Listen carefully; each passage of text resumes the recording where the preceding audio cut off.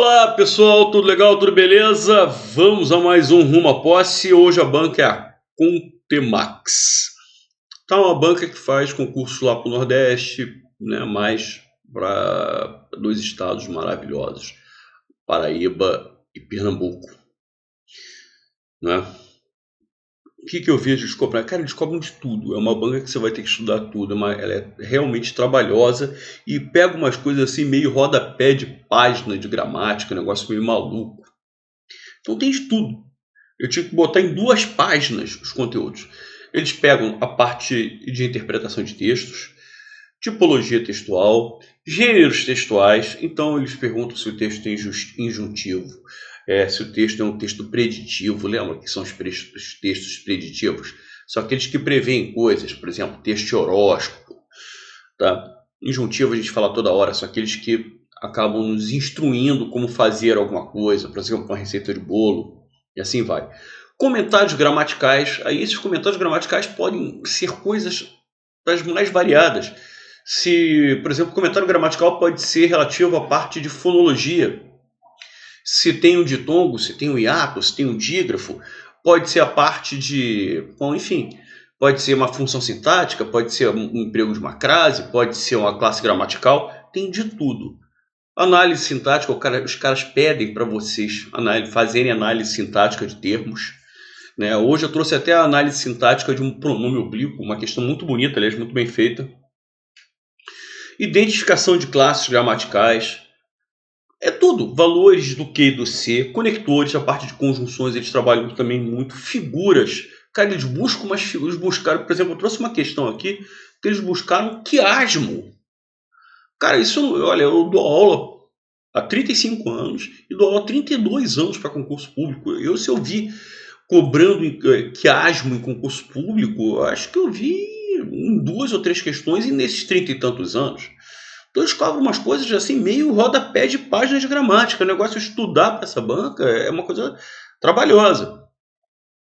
Vocês têm que fazer muitas provas anteriores mesmo para entenderem. Né? Agora é uma banca que faz muita prova. Você consegue ter referências. As questões não são exatamente difíceis. Essa questão, por exemplo, que envolve quiasmo, que eu vou comentar, se você sabendo quiasmo ou não, você consegue matar a questão. Isso que eu vou mostrar também para vocês. Crase, bom, enfim, e cobra aquelas coisas que a gente sabe. Que eles cobram sempre. É um assunto que eu acabei me esquecendo de colocar aqui, colocação pronominal, ortografia, regência, concordância, pontuação, estrutura e formação de palavras. Dígrafo.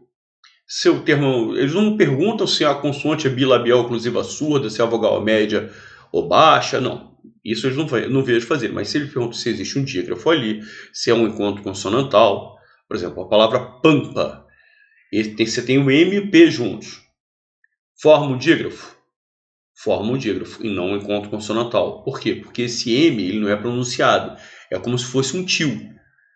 Então, na realidade, pampa tem 5 letras, mas só tem 4 fonemas, que é como se fosse A com tio. Então, esse MP aí, essa sequência de pampa, MP, né, P-A-M, P-A, esse MP aí não forma um encontro consonantal, e sim o dígrafo.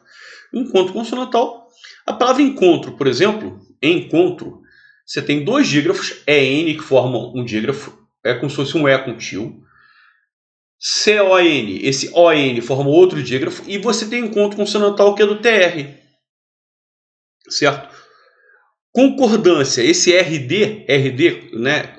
Concordância, forma um encontro consonantal. Então, cuidado para não confundir encontro consonantal com dígrafo, que eles realmente vêm cobrando nessas provas.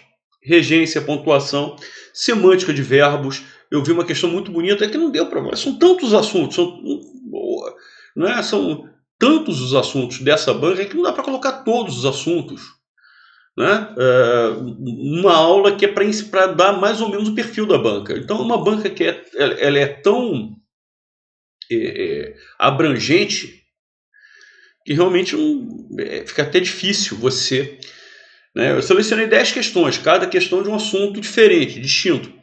Mas outros assuntos poderiam estar aqui fazendo presente, poderiam se fazer presente nessa aula de hoje. Por exemplo, eu vi uma questão muito legal que eles perguntam em qual alternativa a forma verbal sublinhada dava valor de algo habitual, da ideia de algo habitual. E a resposta era um verbo que estava no pretérito imperfeito do indicativo, porque o pretérito imperfeito do indicativo justamente dá essa ideia de valor habitual, costumeiro, né? Eu estudava muito. Quando eu falo estudava muito, significa o quê? Que eu não estudei um dia. Significa que eu tinha um hábito de estudar. Então o pretérito imperfeito do indicativo dá essa ideia de passado, mas justamente com esse caráter costumeiro, habitual, duradouro. Então é uma questão muito bacaninha. Então, cara, é uma banca, enfim, que cobra tudo e gosta de umas coisas assim, rodapé de páginas de gramática mesmo. Eu acho até que está um pouco na contramão até das bancas mais tradicionais, que fazem provas mais analíticas. Enfim. Vamos lá. Gente, a gente ainda está com aquele problema da falta da caneta, né? Então eu coloquei as questões já com as explicações no próprio PowerPoint. Questão número 1. O conceito que passou anos em desenvolvimento, o conceito se baseia. Baseia-se o conceito. Não é? Então, olha só, ele está perguntando o que é esse ser. Certo? Então, nós temos vários tipos de ser. Um ser, por exemplo, pode ser um pronome apassivador. Se esse pronome ser estiver ligado a um verbo transitivo direto. Por exemplo, fez-se o trabalho. Se eu não tivesse o ser, quem faz alguma coisa. O trabalho seria objeto direto. Então eu tenho o verbo fazer, que é transitivo direto, com pronome ser. Verbo transitivo direto com pronome ser caracteriza automaticamente a voz passiva sintética. Esse termo, trabalho, que exerceria a função de objeto direto, assume a função de sujeito. Ele está no singular. Fez está no singular. Quando eu passo para o plural, fizeram-se. Repare que o verbo vai para o plural. Certo? Por quê? Porque ele assume a função de sujeito. Ao contrário do pronome ser, que é índice de indeterminação do sujeito. Se o ser estiver ligado a um verbo que não seja transitivo direto, tá? Pode ser intransitivo, pode ser transitivo indireto, pode até ser de ligação. É uma situação raríssima na língua, mas pode ser. Esse ser vai ser índice de indeterminação do sujeito. É justamente o que ocorre nesse exemplo. Precisa-se de funcionários. Se eu não tivesse o ser, quem precisa de alguma coisa. De funcionários, objeto indireto. Então eu tenho um verbo que não é transitivo direto. No caso, ele é transitivo indireto, com o pronome ser. Verbo transitivo indireto com o pronome ser, índice de indeterminação do sujeito. Esse termo aqui de funcionários, que exerceria a função de objeto indireto, continua sendo objeto indireto, inclusive. Ainda digo mais, esse ser, então, ele é índice de indeterminação do sujeito. Sempre que o ser for índice de indeterminação do sujeito, o verbo tem que estar obrigatoriamente na terceira pessoa do singular. Inclusive, essa é a grande diferença entre o pronome apassivador e o índice de indeterminação. O pronome apassivador faz com que aquele termo que seria, que exerceria, que desempenharia a função de objeto direto, assuma a função de sujeito. Então o verbo passa a concordar com aquele termo. Então, aquele antigo objeto direto, se está no singular, o verbo fica no singular. Quando o antigo objeto direto, que deixa de ser objeto direto, passa a ser sujeito, vem para o plural, o verbo vai para o plural. Aqui não. Sempre que o ser for índice de indeterminação do sujeito, o verbo fica na terceira do singular. Você vê que funcionário está no plural e o precisa está na terceira pessoa do singular.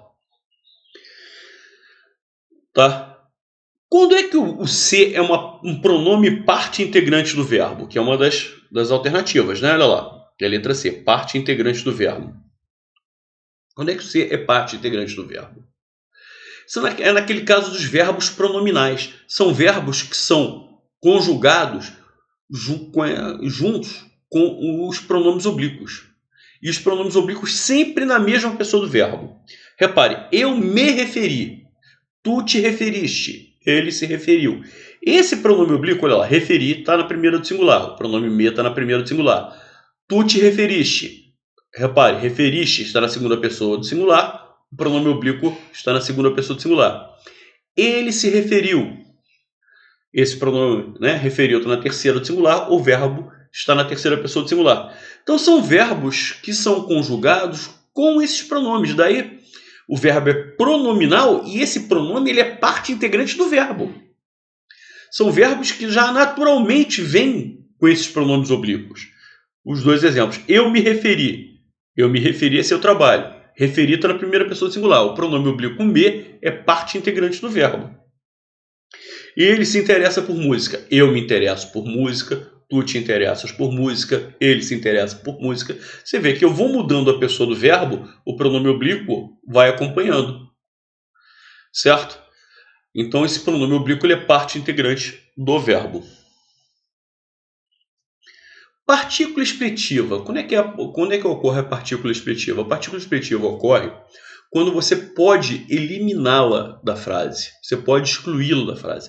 É curioso isso. Toda vez que eu falo sobre partícula expletiva no caso do C, do que não, mas no caso do C, vem sempre o mesmo exemplo, sempre, que é esse verso, né, do Raimundo Corrêa, né, grande escritor, né, da fase barroca aqui do Brasil. Vai-se a primeira pomba despertada. Repare que eu posso eliminar esse C sem o menor prejuízo gramatical.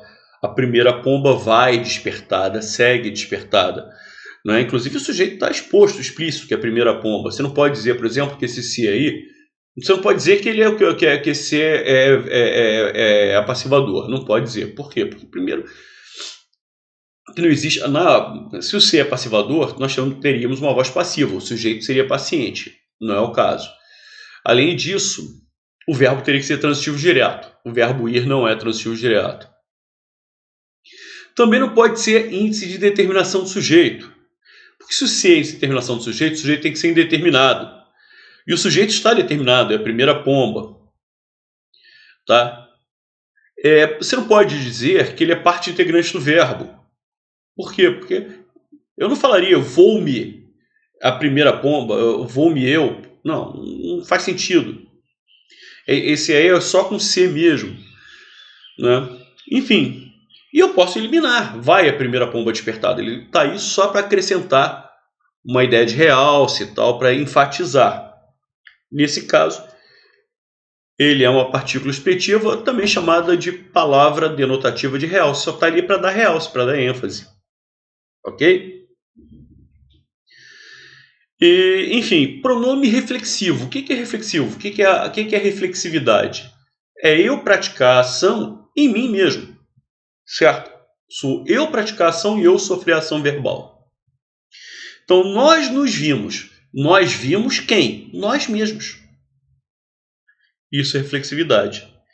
Eu me encontrei aqui. Eu encontrei quem? Essa frase é tão bonita, né? Poxa, eu estava meio perdido na vida, de repente, cara, eu fui estudar, fui fazer letras e eu me encontrei aqui.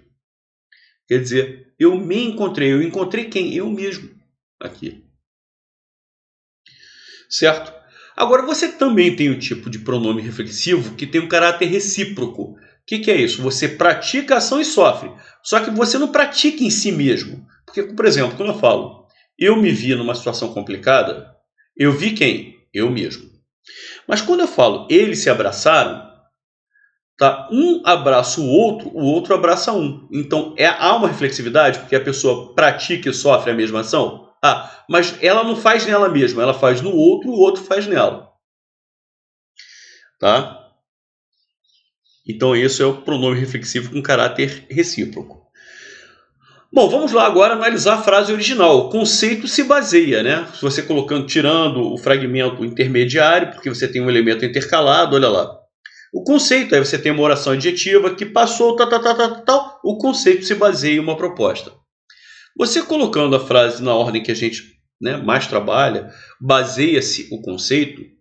Se eu não tivesse o C, quem baseia alguma coisa. Está baseando o quê? O conceito. O conceito seria objeto direto. Então eu tenho verbo transitivo direto com pronome ser. Verbo transitivo direto com pronome ser, voz passiva sintética. Certo? Esse termo aí, o conceito que seria objeto direto, assume a função de sujeito. É um sujeito paciente. Então eu tenho um verbo transitivo direto com pronome ser. Esse ser é um pronome o quê? Apassivador. É uma partícula passivadora, é um pronome apassivador. Então, questão número 1, a resposta é a letra A. Questão número 2, olha só. Estrutura e formação de palavras, ele quer que tenha uma palavra diferente. Vamos lá. Aceleração. A palavra aceleração vem de acelerar. Então, eu tenho acelerar mais o sufixo são. Eu acrescentei um sufixo. Certo? Se eu acrescentei um sufixo, eu tenho uma derivação sufixal. Científico vem de ciências. Certo? Eu acrescentei esse sufixo científica, que dá a ideia de adjetivo, que é adjetiva, que dá a ideia de qualificação. Né? Você sai do substantivo e vai para o adjetivo. Então, também é uma derivação sufixal. Considerável vem de considerar. Esse sufixo vel também transforma, só que aí transforma o verbo considerar no adjetivo considerável. Então eu também acrescentei um sufixo. Se eu acrescentei um sufixo,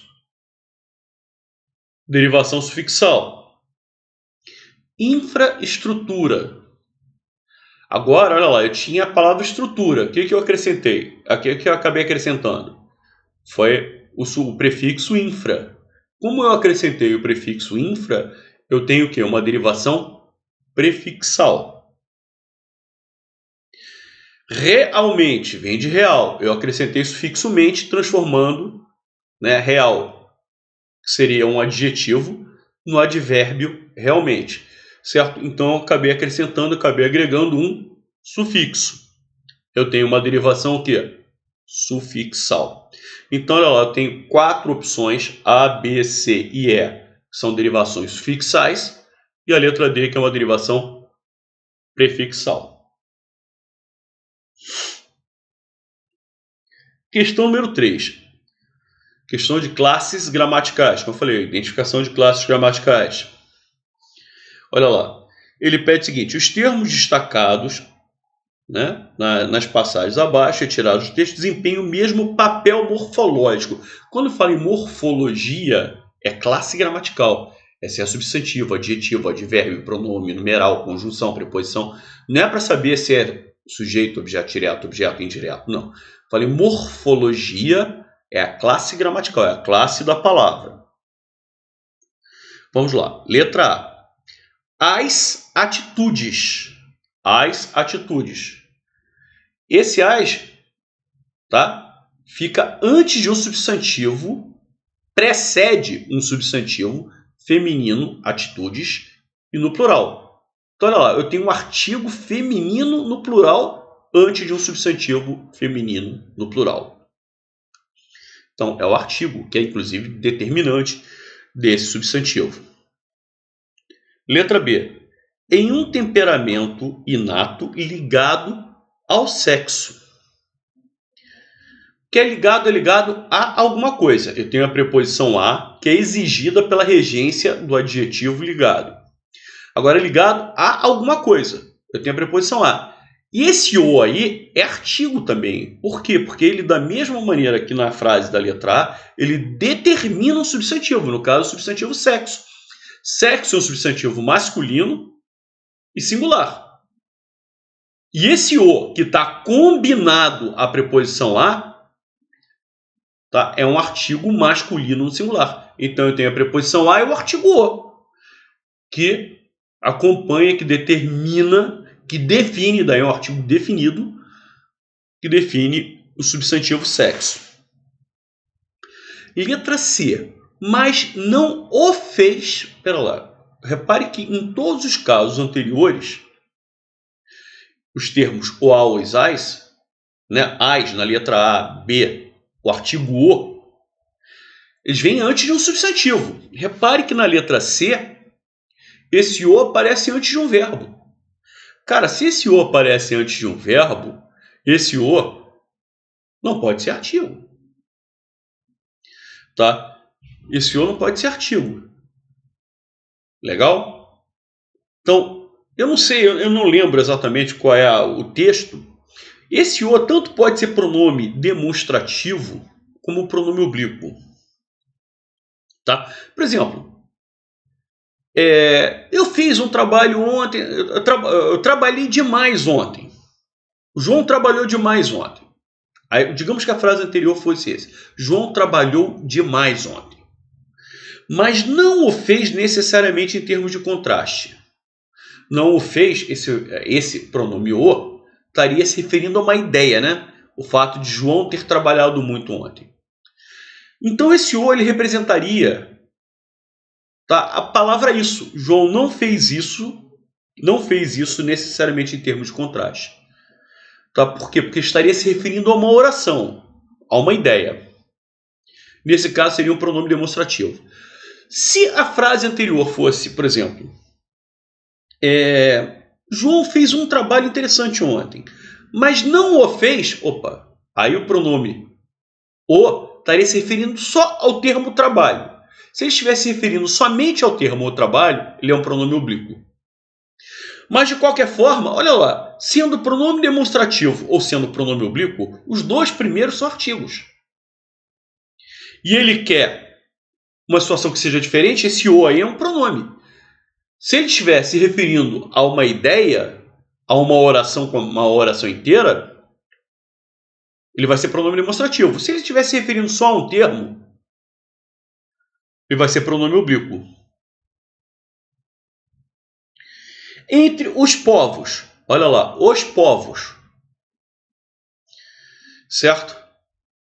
Povos é um substantivo masculino plural. Os é um artigo que acompanha esse substantivo masculino no plural. Eram o extremo oposto. Extremo também é um substantivo. O determina esse substantivo, também é artigo. Ou seja, nas opções A, B, D e E, os termos o, a, os, as acompanham os substantivos, exercem a função de artigo. Na letra C, ele substitui um termo que veio antes. Se ele substitui o termo, ele é um pronome.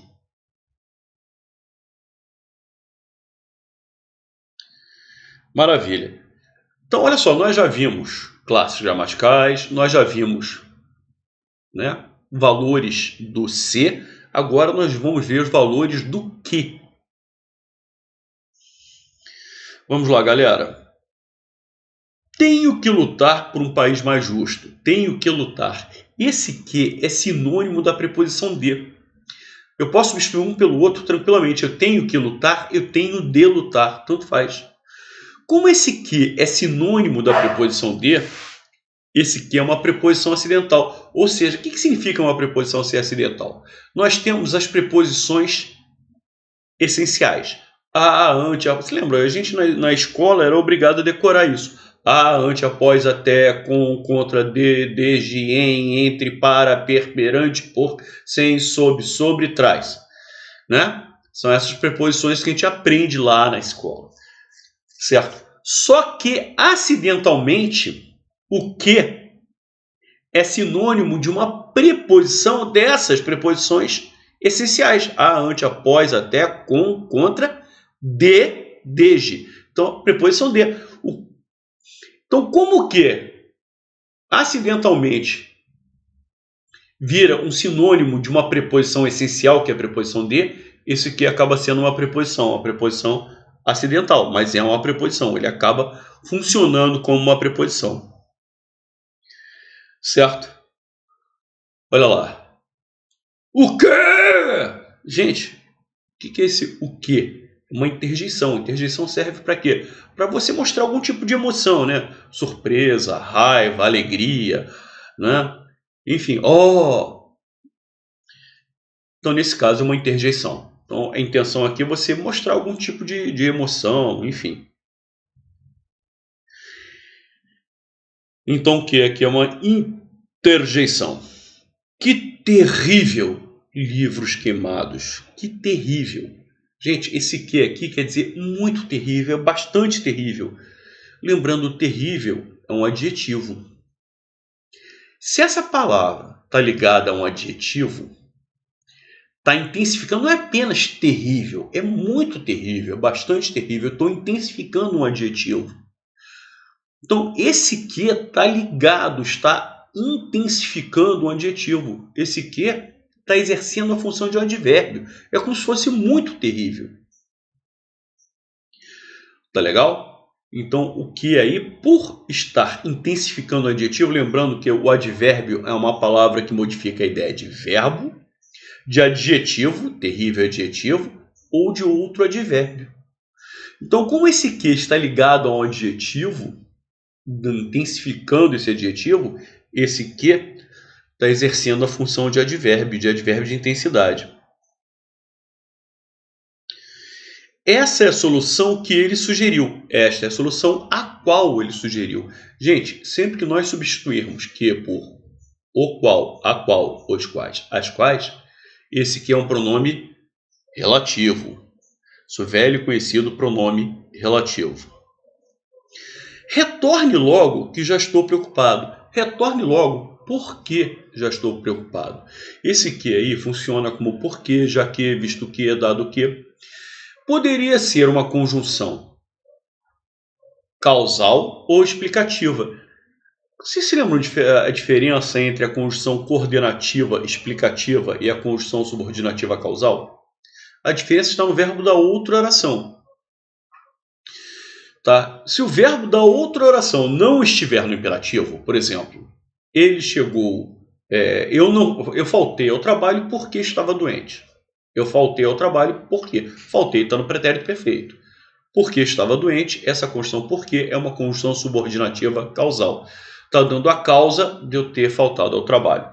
Mas quando o verbo da primeira oração está no imperativo, que é o caso dessa frase, retorne logo, eu estou mandando o cara retornar.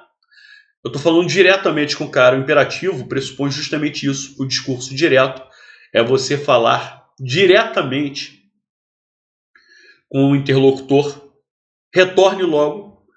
E aí você explica, você esclarece o porquê de estar dando essa ordem, de estar fazendo esse pedido. Tá? Retorne logo porque eu já estou preocupado. Então, nesse caso, como o verbo da primeira oração está no imperativo, retorne. E o que é sinônimo de porquê, já que, visto que. O que nesse caso é uma conjunção coordenativa explicativa. Explicação e causa são muito próximos, né? Toda causa é uma explicação, mas nem toda explicação é uma causa. Isso é bastante curioso. Enfim, a resposta é a letra A. Vamos lá. Questãozinha número 5 de regência verbal. Nos campos aspirava-se a um refrescante e suave ar. Gente, é o verbo aspirar que está no sentido opa, vou corrigir essa informação. É o verbo aspirar que está no sentido de respirar, de sorver, e não de desejar, querer. No sentido de desejar, de querer, tá? Eu vou fazer essa correção agora, aqui. Tá? No sentido de respirar, no sentido de sorver. Tá? Esse verbo aspirar é transitivo direto. O verbo aspirar no sentido de desejar, de querer, que é transitivo indireto, regendo a preposição a. Beleza? Então, corrigimos a informação. Então, como o verbo aspirar no sentido de respirar, de sorver, é transitivo direto, o emprego dessa preposição a é errado. O certo seria, nos campos aspirava-se um refrescante e suave ar. Se o verbo aspirar estivesse no sentido de desejar, de querer, aí sim. Nos campos aspirava-se a poucas coisas na vida mais importantes. Aí não é no sentido de respirar, é de desejar. Tipo, você não tem grandes ambições. Certo? Então, aspirava-se a poucas coisas.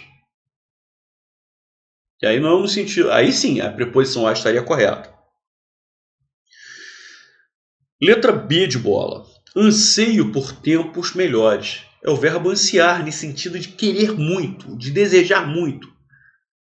Nesse caso, ele pede a preposição por. Quem anseia, anseia por alguma coisa. Nós desejamos muito tempos melhores. Tá? O emprego da preposição por aí se faz com plena correção. É essa a resposta. Letra C.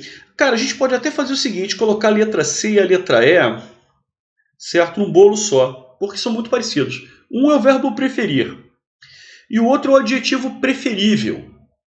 E poderia até entrar nessa mesma brincadeira o substantivo preferência. Gente, preferir, o verbo preferir, preferimos, preferirás, preferirei, tanto faz. Verbo preferir, o adjetivo preferível, substantivo preferência, primeiro, nunca podemos usar mais. Segundo, a regência é com a preposição a e não com do que. Eu prefiro uma coisa a outra. Eu tenho preferência por uma coisa a outra. Não tem mais preferência. Não, você não pode usar nem mais nem menos. Então, o verbo preferir, eu prefiro cerveja a chopp. Legal? Eu não posso falar eu prefiro mais cerveja. Não, de jeito nenhum. E outra coisa, eu não é prefiro cerveja do que chopp. Esse do que é do verbo gostar. Eu gosto mais de uma coisa do que de outra. A gente importa a regência do verbo gostar para o verbo preferir, para o adjetivo preferível. Não. É sempre sem mais e com preposição a. É preferível uma coisa a outra. Eu prefiro uma coisa a outra. Então, eu prefiro a praia às montanhas. Eu prefiro ir à praia a ir às montanhas. Então, o emprego do mais é errado, o emprego do que é errado. E aqui, a frase como eu falei, olha, prefiro a praia às montanhas. Então, a praia, objeto direto, as montanhas, objeto indireto, preposição a com artigo às. Na letra E, é sempre preferível ações às palavras. Você não usa nem o mais, nem o do que. Preposição a, perfeito. A letra D de dado, custei a crer na sua conduta. Essa questão do verbo custar é muito legal. O verbo custar, no sentido de ser difícil, tá? Ele é transitivo indireto, rege a preposição a, tal, bacana. Mas uma coisa que eu chamo a atenção, por exemplo, as pessoas falam, eu custo a acordar cedo. Quando eu falo, eu custo a acordar cedo, sou eu que sou difícil? Ou acordar cedo que é difícil para mim? Acordar cedo que é difícil para mim, concorda comigo? Acordar cedo que é custoso para mim. Então, o que acontece nessa construção da letra D? A gente está invertendo o sujeito com objeto indireto. Tá? A gente tá na realidade, não sou eu que sou difícil a crer. O fato que é difícil, que é custoso a mim. Então, crer na sua conduta é custoso a mim. Então, custa a mim crer na sua conduta. Aí você fala assim, mas Rosenthal, eu posso usar esse mim antes de crer? Custou a mim crer nessa conduta? Pode.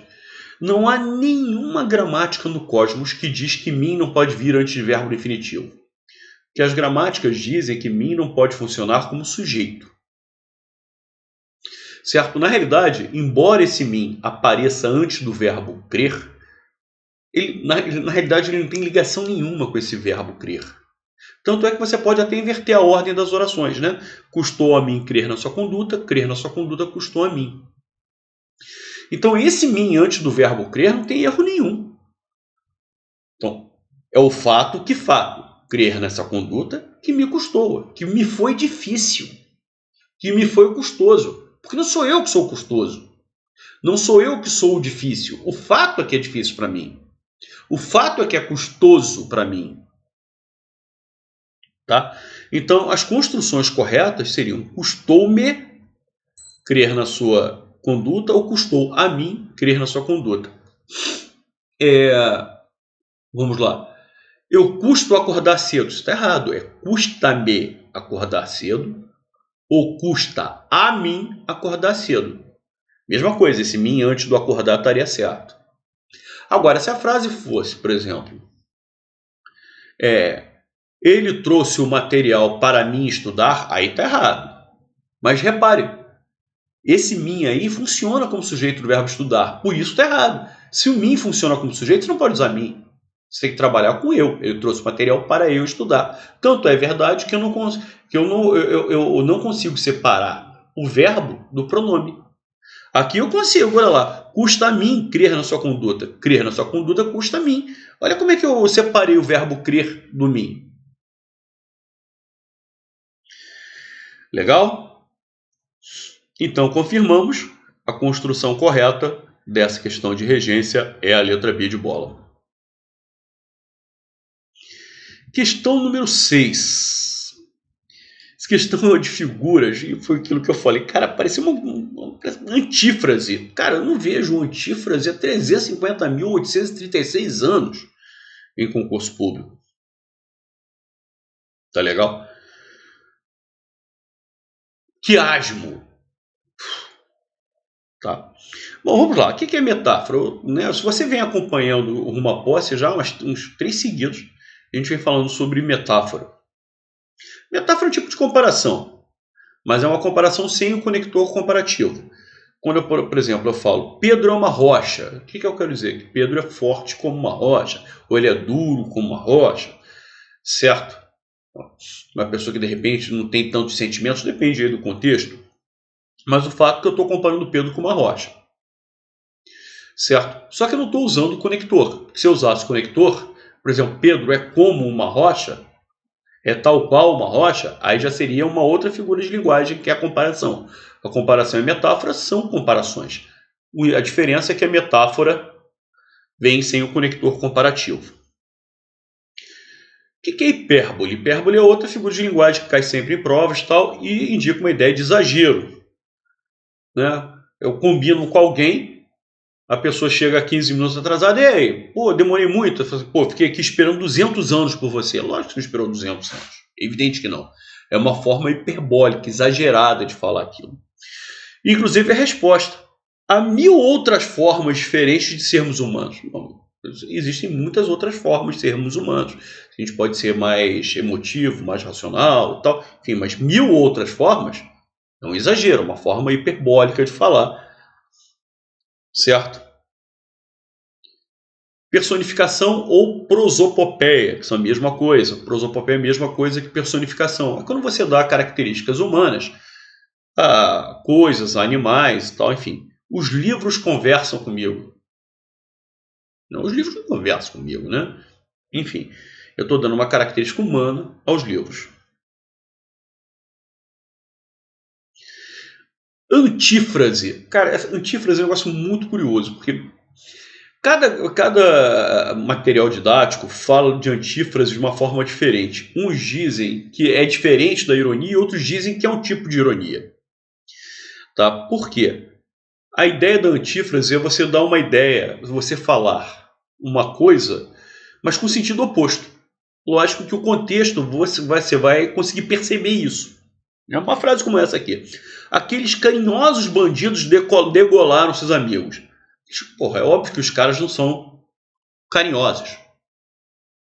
Deve ser pessoas extremamente violentas. Então eu estou utilizando a palavra carinhosos, certo? Mas querendo passar justamente uma ideia oposta ao sentido de carinhosos. Isso é uma antífrase. Quando você utiliza uma palavra, mas pelo contexto você observa que é exatamente o sentido oposto. Para mim, a antífrase, tá, não é diferente da ironia. Para mim é um tipo de ironia. É um tipo de deboche. Né? Quando você utiliza uma palavra no sentido, mas querendo dizer exatamente o contrário, para mim é um tipo de ironia. Enfim. Gente, quiasmo, meu amigo, quando eu olhei quiasmo, eu falei, meu Deus do céu, eu acho que eu vi, a última vez que eu vi quiasmo foi nem em prova de concurso. Hoje, agora, quando eu conversei com vocês sobre figuras, eu até falei sobre quiasmo. Para falar a verdade, eu acho que eu vi quiasmo na faculdade. né? E aquelas aulas maravilhosas que eu tive, o professor Castelar, professor fantástico, falando sobre quiasmo. Né? Quiasmo vem, esse qui vem do X, da nossa letra X, tá? Que é a ideia de ter uma construção com duas orações ou com duas frases, mas que os termos se invertem. Por isso que eles estão em X. E vem do do crucifixo. Certo? Os termos estão em X. Então, quiasmo, esse qui é a letra X do latim. Né? Então, por exemplo, aqui, essa estrutura. E não precisaria estar embaixo um do outro, não. Olha lá, você tem a primeira estrutura. Pouco milho para muito bico. Repare que primeiro apareceu a palavra pouco, depois aparece a palavra muito. Na oração seguinte, na estrutura seguinte, vem muita caca. Olha lá, você vê que está invertido. Muito, que na primeira estrutura aparece depois, agora, né, na forma feminina, muito aparece antes. E o pouco, que na primeira estrutura aparece no início, na segunda estrutura aparece depois. Então eles estão em X, eles estão em estrutura invertida, em construção invertida. Tá? Isso é o quiasmo. Agora, é aquilo que eu falo, você sabe o que é quiasmo? A possibilidade de você, meu aluno, saber o que é quiasmo é zero. Ou a coisa beirando a zero. Antífrase, você sabe o que é antífrase? Não. Mas quando ele fala que há mil outras formas, opa, você percebe o exagero. E aí a figura de linguagem que caiu, que é hipérbole, opa, você percebe logo. Você pode até não saber o que é quiasmo, você pode até não saber o que é antífrase. Mas você percebe que existe um exagero e aí você identifica qual foi a figura de linguagem. Pelo menos isso. Né? Ele buscou umas coisas lá do fundo do baú, né, de rodapé de página de gramática, mas na realidade a solução da questão acaba não passando por esses termos que estão lá do fundo do baú. Pelo menos isso.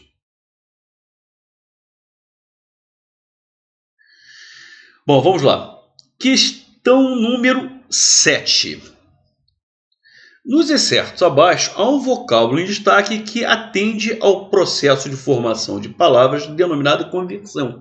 Olha lá, outra questão de figuras de linguagem. Perdão, de estrutura e formação de palavras. Outra questão, né? Nós já vimos aquela de derivação sufixal e tal. Só que isso aqui ele pede conversão. O que é conversão?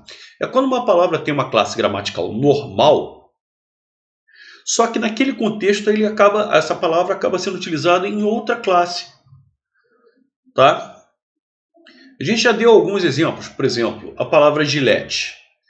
Certo? Gilete era a fábrica que produzia a lamínula de barbear. Inclusive, Gillette escreve com G maiúsculo, com 2 L's e 2 T's. Só que as pessoas passaram aí à farmácia para comprar Gillette e começaram a falar. Só que em vez de pedir assim, me dá uma lamínula de barbear, as pessoas passaram a usar, me dá uma Gillette aí, por favor. Ou seja, as pessoas passaram a chamar o produto pelo nome da fábrica. Aquele substantivo que era um substantivo comum passou a ser um substantivo, aliás, perdão, era um substantivo próprio, era o nome da fábrica, passou a ser um substantivo comum. Passou a ser o próprio produto, passou a ser um objeto. Igual a cadeira, igual a mesa, caneta. Então passou a ser um objeto, então deixou de ser um substantivo próprio para ser um substantivo comum, certo? Então como é que se chama essa figura de linguagem? Ai meu Deus, como é que se chama esse processo de formação? Conversão, ou também chamada de derivação imprópria, que aliás, boa parte das gramáticas chama de derivação imprópria. Legal, então isso é um caso de derivação imprópria. Né? Se você compra cinza, por exemplo, cinza é uma cor. Né? Mas, então se é uma cor, é um adjetivo. Camisa cinza. Cinza é um adjetivo que qualifica o substantivo camisa. Mas se eu falar assim, eu gosto do cinza, eu estou transformando cinza pela presença do artigo o, do, é preposição de com o artigo o, e estou transformando esse adjetivo em substantivo. O que eu estou fazendo? Eu estou fazendo uma conversão, tá? Também chamada de derivação imprópria. Eu estou transformando aquela palavra que teria uma classe gramatical em outra classe gramatical. Maravilha, vamos lá. Por isso, muito jovem ainda, mandou construir altíssimos muros. Altíssimos muros? Altíssimos é um adjetivo que está inclusive na forma superlativa. E é um adjetivo e está funcionando como adjetivo. Ou seja, não houve mudança da classe gramatical. Ele era um adjetivo previsto, né? O superlativo absoluto sintético de alto é um adjetivo usado como adjetivo. Mesma coisa. Atravessasse a sala do trono uma frase desgarrada. Desgarrada é um adjetivo, qualifica a palavra frase, ela nasce como adjetivo e está sendo usada como um adjetivo. Letra C. Mandou o embaixador depenar. Mandou os embaixadores depenarem. Depenar é um verbo. O embaixador é sujeito desse verbo. Ele é verbo e está sendo utilizado como verbo. Letra D. E houve até quem garantisse ter apanhado entre os dedos o delicado não. O delicado não. Ele pegou, ele apanhou o não. Esse artigo o está substantivando o não. Não é um advérbio. A função do não é ser advérbio. O que eu estou fazendo? Eu estou transformando esse advérbio não num substantivo. E o que é curioso é que não é só o artigo. Eu tenho o artigo o e eu tenho um adjetivo delicado que está qualificando esse substantivo não. Eu estou dizendo que esse não foi delicado. E eu ainda tenho um qualificador que é delicado, que é um adjetivo que qualifica esse não que nesse contexto está sendo utilizado como um substantivo. Opa, outro errinho aqui que nós vamos corrigir. Então, é um advérbio utilizado como substantivo. Corrigido e não como verbo.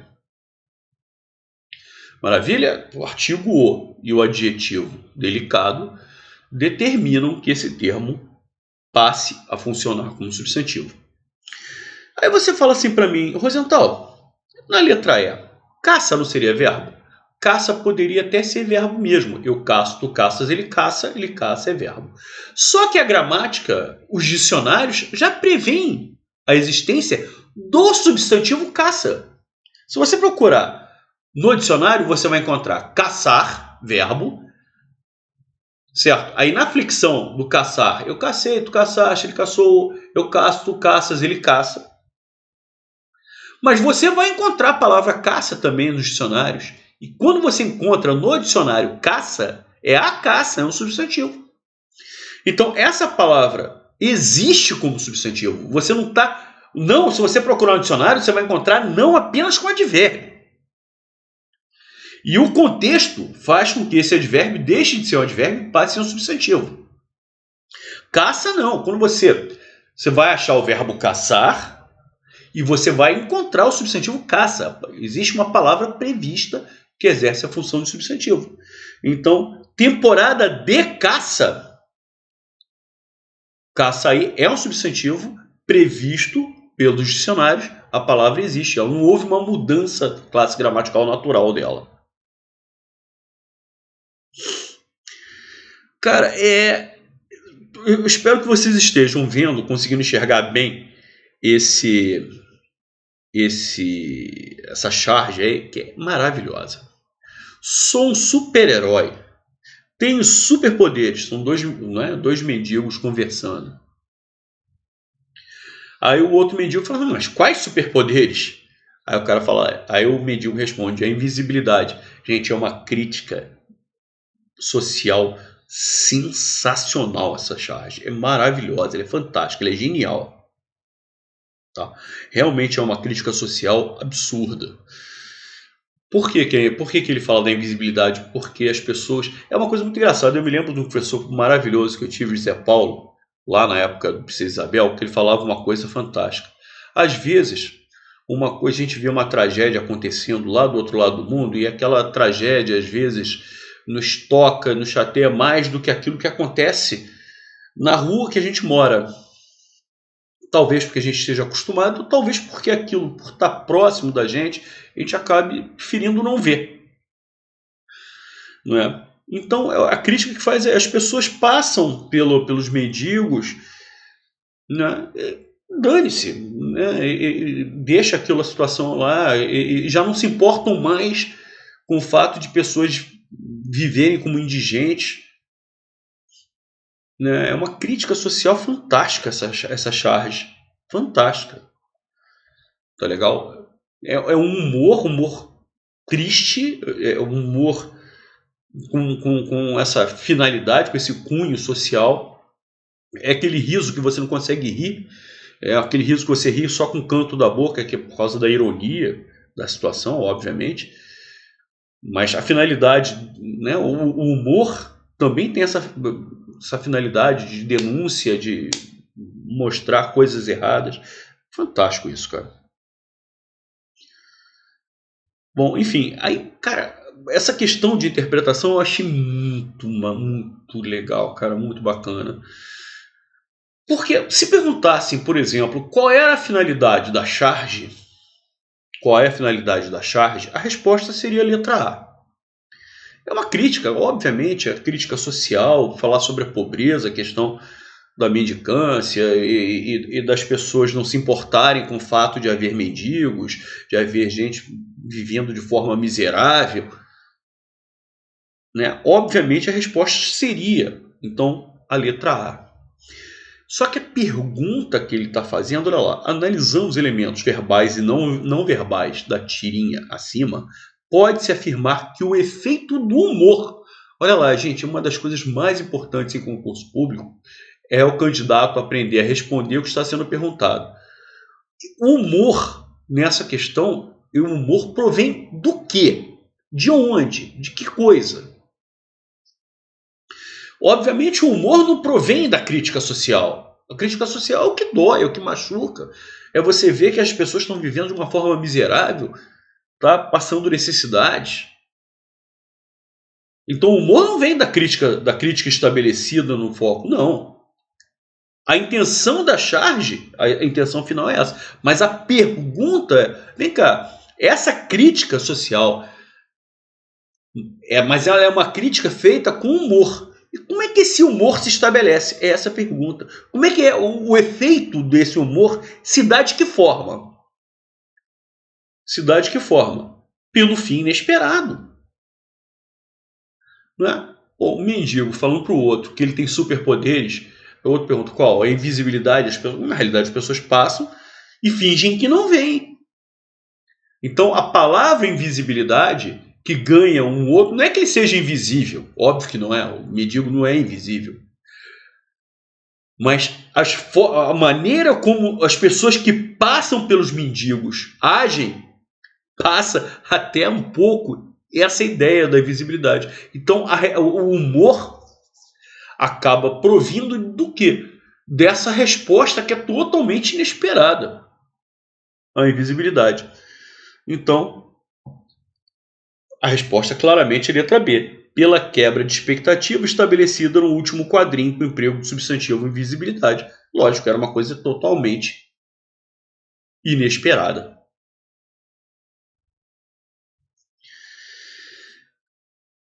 Vamos lá, pessoal.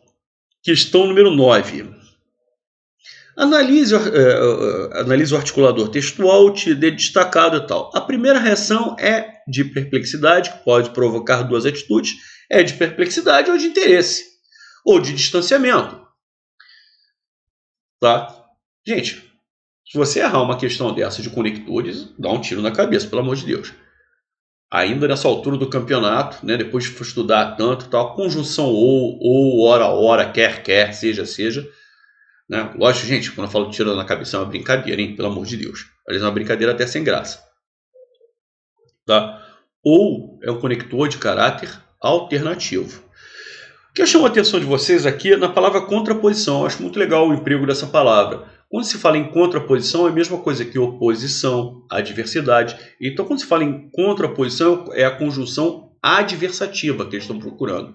Outra palavra que eles gostam muito de usar com essa ideia de oposição à adversidade, além dessa palavra contraposição, é a palavra contraste, tá? Enfim, mas a conjunção ou é uma conjunção alternativa, daquelas conjunções mais tradicionais, tal, enfim, não tem nem muito o que discutir. E é um dos assuntos, obviamente, mais cobrados em concurso público por todas as bancas, e a Contemax não é diferente. Por fim, questão de sintaxe. Ele pergunta a função sintática do pronome oblíquo lhe. Tá legal? Eu ensino um bizu que é muito legal. Função sintática do pronome oblíquo. Não brigue com o pronome oblíquo. Substitua o pronome oblíquo pela expressão esse menino. Tá? O problema do pronome oblíquo é que o pronome oblíquo pode comer preposição. No caso do lhe e do lhes, lhe e lhes sempre vão comer pronomes oblíquos. Sempre. Mas, por exemplo, o pronome oblíquo te. O te pode funcionar como objeto direto ou objeto indireto. Ou seja, se o te pode funcionar como objeto indireto, é porque ele está exercendo a função sintática de um termo preposicionado. E se ele está exercendo a função de objeto direto, é porque ele está exercendo a função de um termo não preposicionado.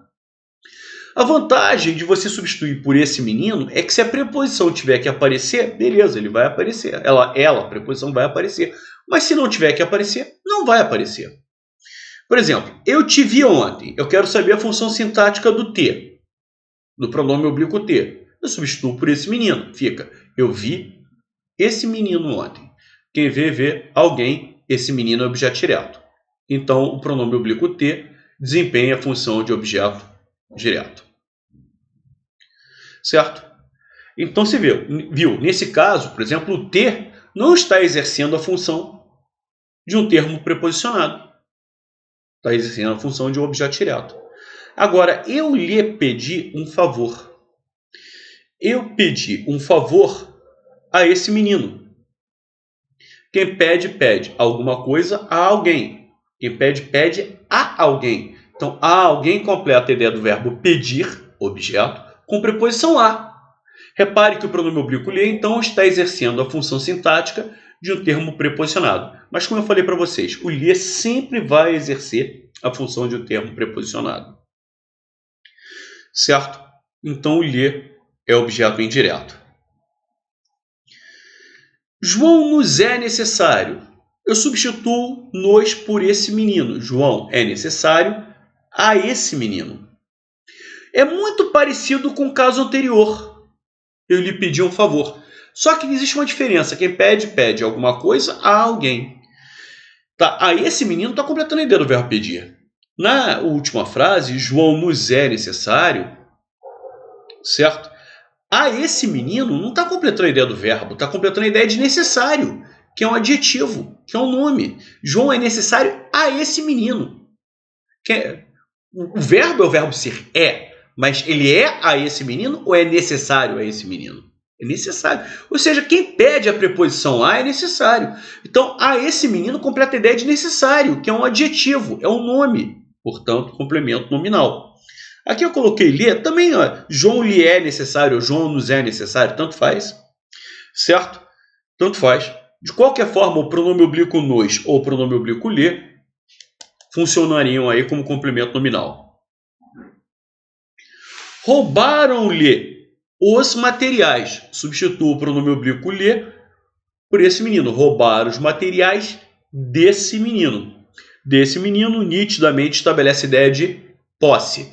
Como estabeleceu a ideia de posse, trata-se de um adjunto adnominal. Sempre que estabelecer a ideia de posse, beijaram-me o rosto. Beijar o rosto desse menino. Inclusive, eu poderia até substituir por um pronome oblíquo. Beijaram o meu rosto. Roubaram-lhe os materiais, roubaram os seus materiais. Eu posso substituir por um pronome possessivo. Então, se estabelece a ideia de posse, é um adjunto adnominal.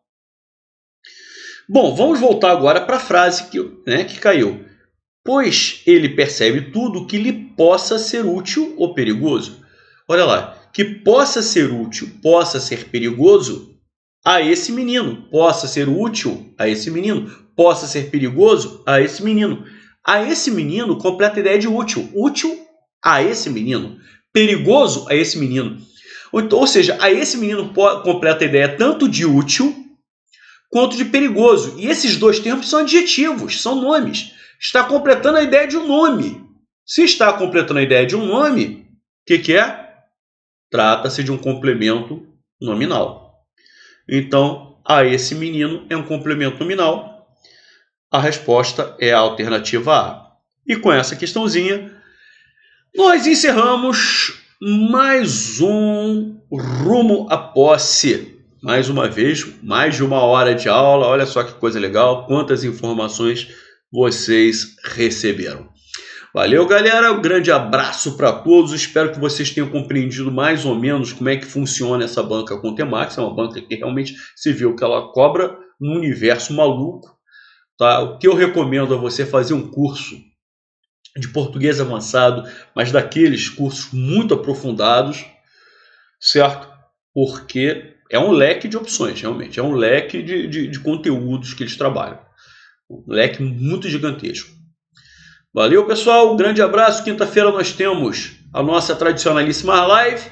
E na terça-feira que vem estamos juntos novamente no nosso Rumo à Posse. Não esquecendo que todos os dias no Instagram também estou lá com vocês colocando uma questão diariamente. Certo? 12:30 eu posto a questão. E às 6:30 eu lanço o vídeo com a correção dessa questão. Basta você me seguir lá no Instagram. @professor_Rosenthal. Valeu, galera. Um grande abraço para todos e até a próxima.